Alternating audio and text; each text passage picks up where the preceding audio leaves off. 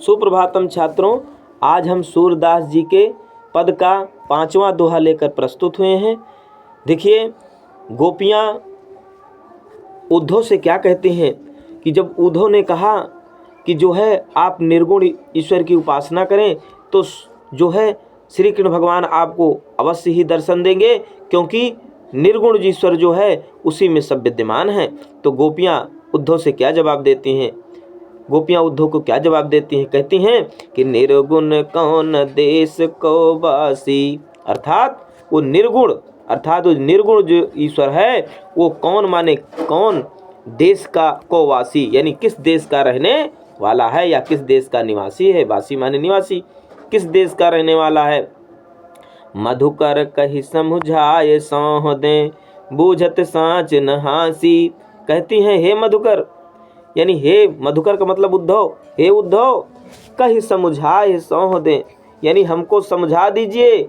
मैं शपथ देती हूँ श्री कृष्ण भगवान की, मुझे समझा के बताओ। बूझत साँच न हासी, मैं पूछती हूँ, बूझत माने पूछती हूँ, साँच माने सत्य बात कहती हूँ, मैं कोई हंसी मजाक नहीं कर रही हूँ। मुझको सही सही समझा दो कि निर्गुण किस देश का रहने वाला है।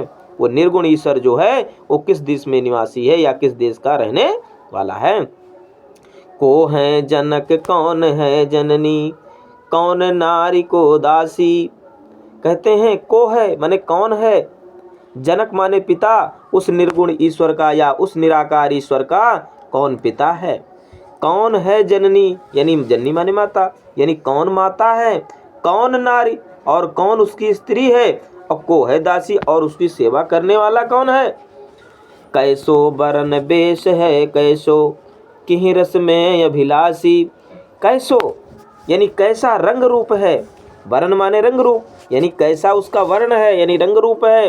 वेश यानी उसका वेशभूषा कैसा है।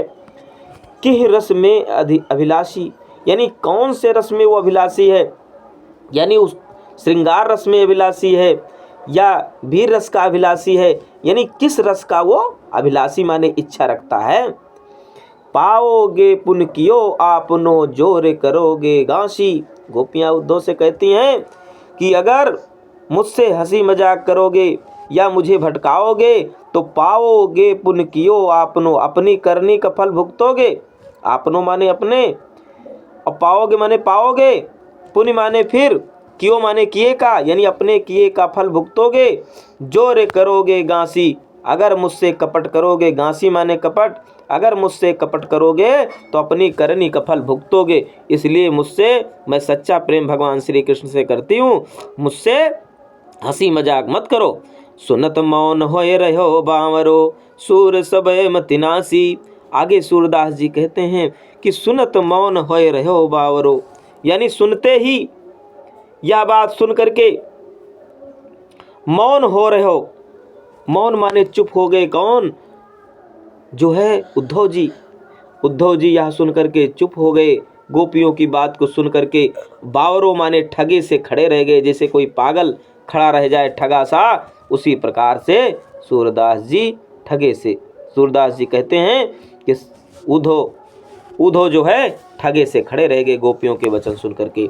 सूर सबे मति नासी, सूरदास जी कहते हैं कि गोपियों के वचन सुन करके जो है उद्धव के सबे मति माने बुद्धि, नासी माने नष्ट हो गई। जितनी बुद्धि लेकर के आए थे वह सब गोपियों के वचन को सुन करके उनकी बुद्धि भ्रष्ट हो गई, यानी उनकी मति जो है भ्रष्ट हो गई।